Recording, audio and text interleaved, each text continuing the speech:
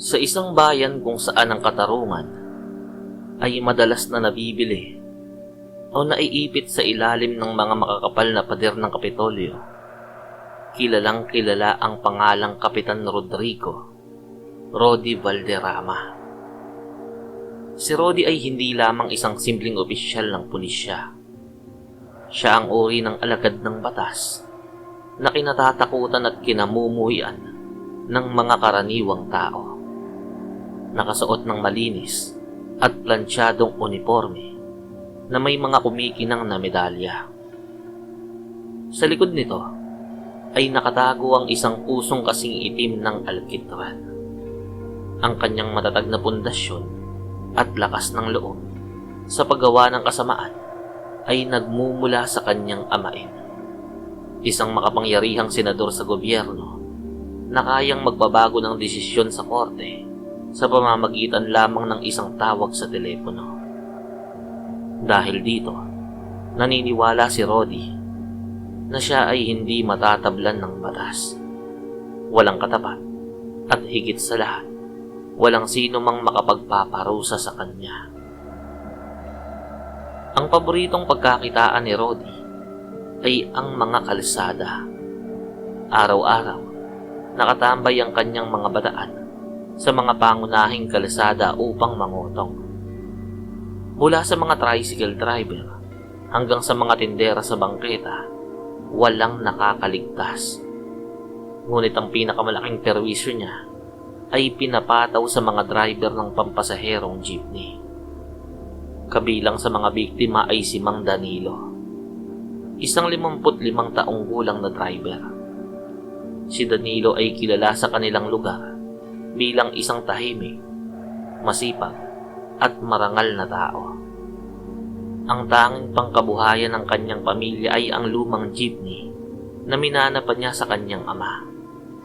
Bawat piso na kinikita niya ay nakalaan para sa maintenance ng sasakyan, sa pagkain sa araw-araw, at sa mahal na gamot ng kanyang may sakit na apo.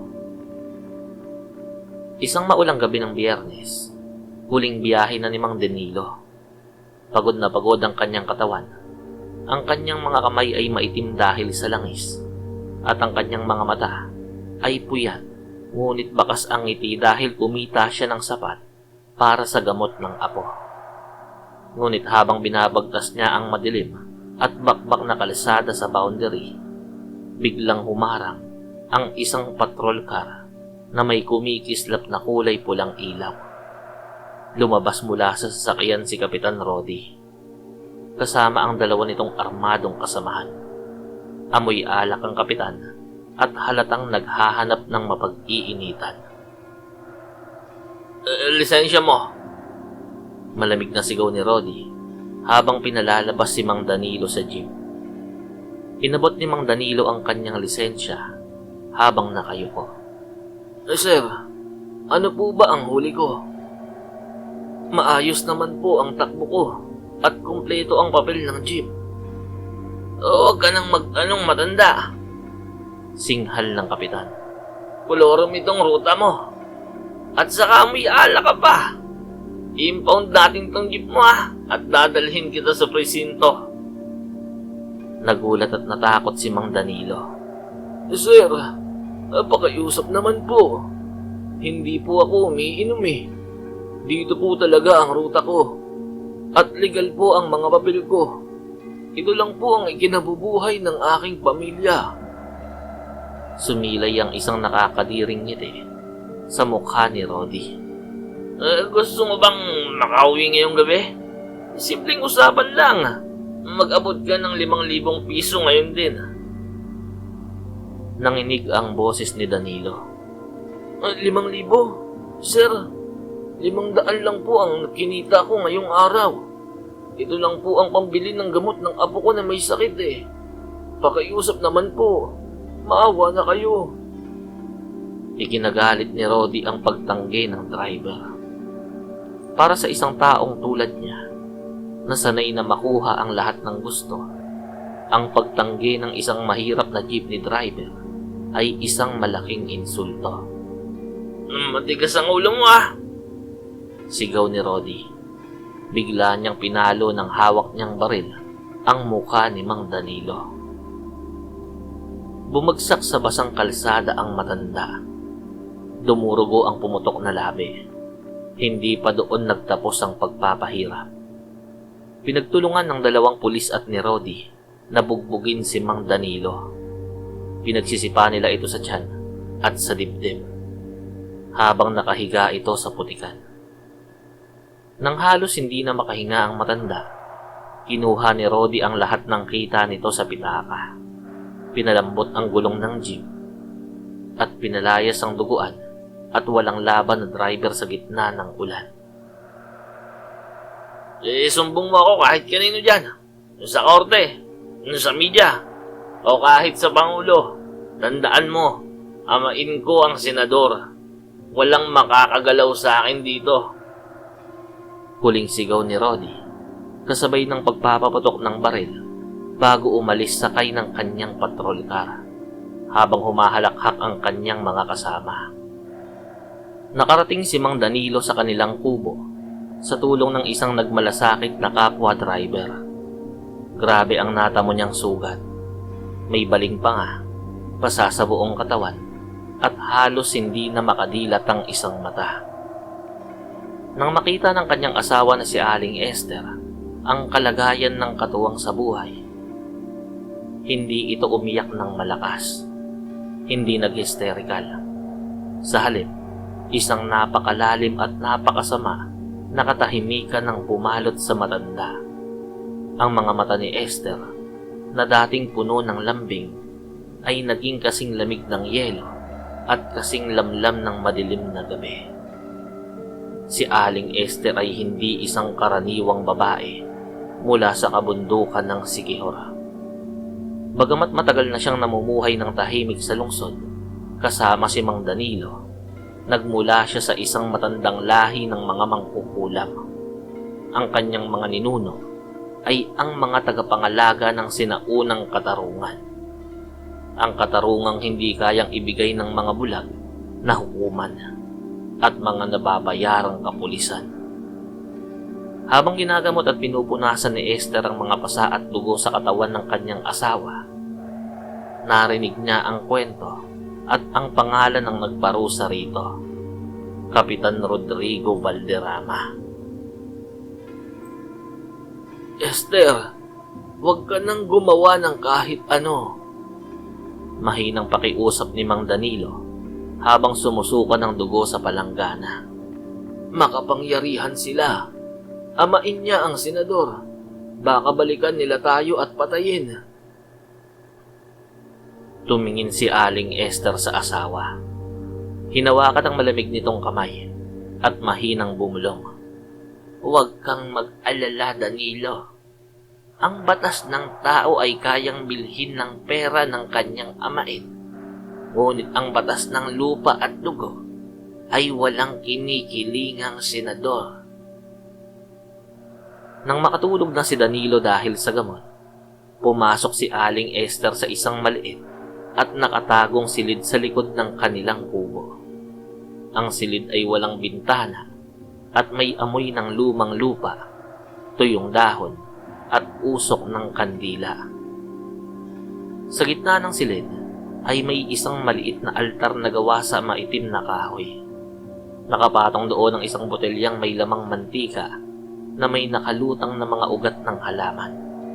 Isang itim na manika na gawa sa lumang basahan at isang pinggang ceramic na may nakaguhit na mga sinaunang simbolo. Inilabas ni Aling Esther ang isang panyo na ginamit sa pagpunas ng dugo at putik sa mukha ni Danilo na nahulog din sa kalsada. Doon sa panyo ay may nakadikit ding kaunting pulbura mula sa mga napaputok na bala na pinulot ng ibang driver sa lugar ng kaganapan. Nagsimula ang ritual.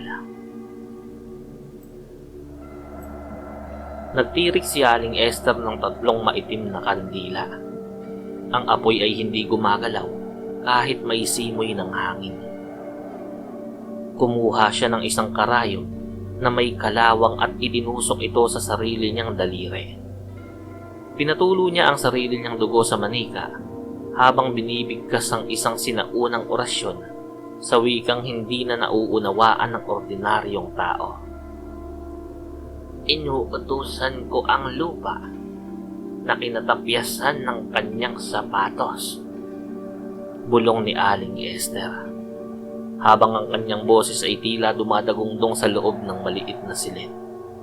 Inuutusan ko ang bakal ng balang pumutok sa kanyang kamay. Inuutusan ko ang putik na pumuno sa sugat ng aking asawa. Kayo ang magiging kaparusahan. Kayo ang magiging katarungan. Kumuha si Esther ng isang basyo ng bala. Kaunting putik mula sa kalsada at 5 matutulis na pako ng bubong. Isa-isa niyang ipinasok ang mga ito sa loob ng tiyan ng manika. Sa bawat pakong ibinabaon niya, mabilis at pabalik-balik niyang binibigkas ang pangalan ni Rodrigo Valderrama. Ang hangin sa loob ng silid ay biglang lumamig. Ang apoy ng kandila na kulay dilaw ay naging kulay bughaw at berde. Sa mga sulok ng silid, tila may mga anino na nag-uumpisang gumalaw at sumayaw. Tila ba mga nilalang mula sa kadiliman na handang sumunod sa utos ng mangkukulam. Makalipas ang 2 araw, nasa isang sikat na resto bar si Kapitan Rodi kasama ang kanyang mga kasamahang pulis at ilang lokal na negosyante.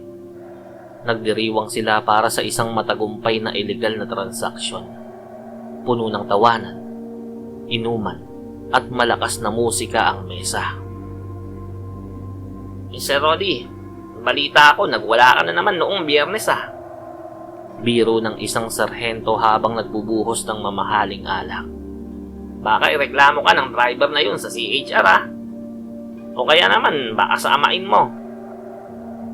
Humalakhak ng malakas si Rodi. Itinaas ang kanyang baso at ininom ang alak. Di magreklamo sila. Walang makakagalaw sa akin. Ang amain ko ang humahawak sa leeg ng regional director.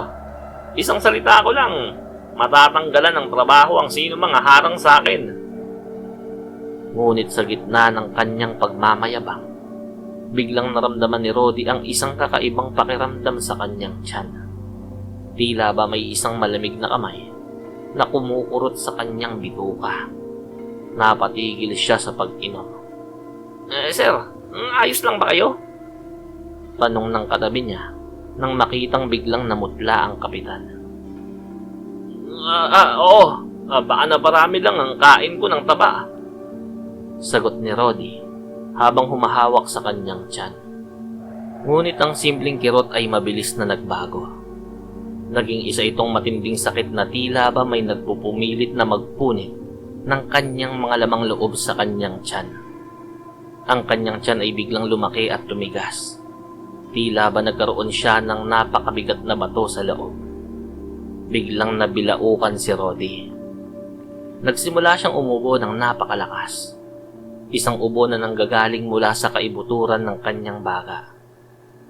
Napatayo siya mula sa kanyang upuan, ngunit nanginig ang kanyang mga binti, kaya bumagsak siya sa sahig ng bar.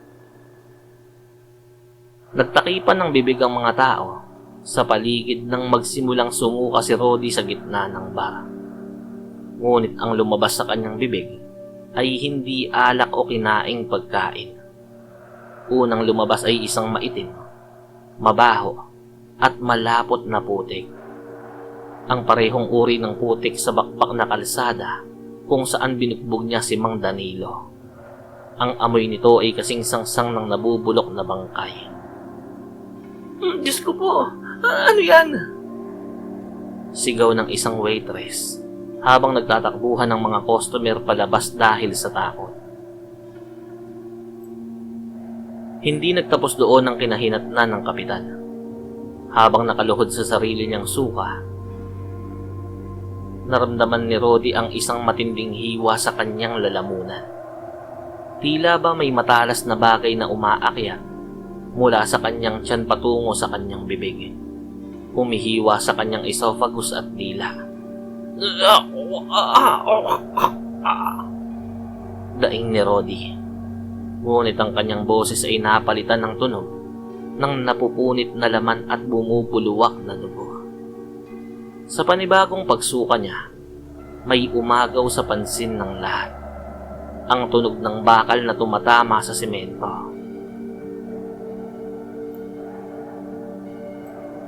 Kasama ng panibagong bagyo ng maitim na putik at saga ng dugo, sumuka si Rodi ng 3 kalawangin at matutulis na pako ng bubong. Ang bawat isa ay may habang 4 na pulgada at may nakadikit pang mga hibla ng sarili niyang laman. Tumawag kayo ng ambulansya at tumawag kayo ng doktor. Bilisan nyo! Sigaw ng kanyang kasamahang pulis habang hawak ang baril. Ngunit hindi nila alam kung sino o ano ang babarilin dahil walang kalaban sa kanilang paligid. Bago pa man makalapit ang sinuman, muling napaarko ang katawan ni Rodi. Ang kanyang mga mata ay nanlisik. Ang mga ugat sa kanyang leeg ay halos pumutok sa lakas ng presyon. Isang napakalakas at nakabibinging ubo ang umalingaw-ngaw. Sumuka siya ng 2 basyo ng bala ng baril. Mga tunay na basyo ng 9mm na bala. Duguan at mainit pa na tila bagong putok lamang mula sa baril. Bumagsak si Rodi sa sahig, nagpupumiglas sa sariling dugo, putik, pako at mga basyo ng bala. Ang kanyang mamahaling uniforme ay natakpan ng dumi at sarili niyang suka.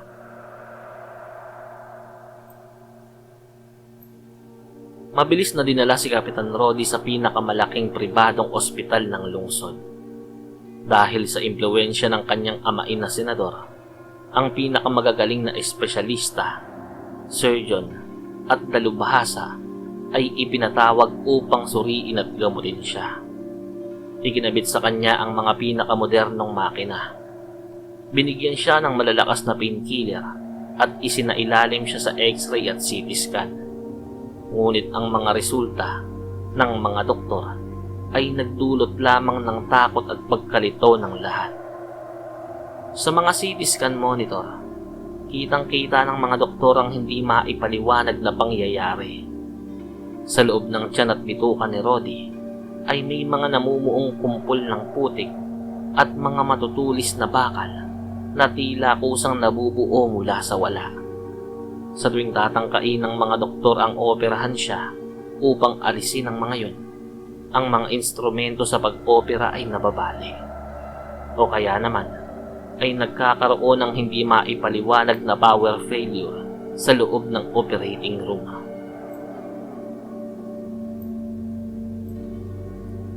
Nang dumating ang kanyang amain na senador sa ospital na yun, kasama ang kanyang mga bodyguard, galit na galit nitong pinagalitan ng mga doktora.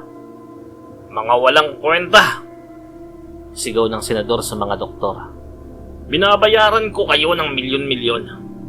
Gamitin nyo ang lahat ng teknolohiya. Dalhin natin siya sa Amerika kung kinakailangan. Ngunit habang nagsasalita ang senador, biglang nagwala ang mga medical monitor sa tabi ng kama ni Rodi. Nagsimulang mag-alarm ang heart rate monitor. Naalimpungatan si Rodi mula sa kanyang pagkakahimatay. Ang kanyang muka ay payat na. Mukhang tumanda ng 20 taon sa loob lamang ng ilang oras. Ang kanyang balat ay naging kulay abo at natutuyot. Tito, tulungan mo ako. Namumutla at nauuhaw na bulong ni Rodi sa senador. Huwag kang mag-alala, Rodi. Ako ang bahala. Walang mangyayari sa'yo. Hawak ko ang gobyerno, sabi ng senador habang hawak ang kamay ng pamangkin. Ngunit bago matapos ng senador ang kanyang pangungusap, naramdaman ni Rodi ang panibagong alon ng parusa. Ang kanyang tiyan ay gumalaw ng mabilis. Tila ba may isang buhay na nilalang sa loob na gustong pumiglas palabas. Napabitaw ang senador nang biglang lumabas mula sa bibig ni Rodi ang panibagong sapilitang suka. Sa harap ng makapangyarihang senador at ng mga kilalang doktor, sumuka si Rodi ng higit sa 5 basyo ng bala at 12 ng pako na humahampas sa makintab na sahig ng VIP room ng ospital. Kasabay nito, ang napakabahong putik na dumaloy sa kanyang mamahaling kumot at sa sapatos ng senadora. Ang senador na sanay pamunuan ng bansa at mag-utos sa mga tao ay napaatras sa labis na takot.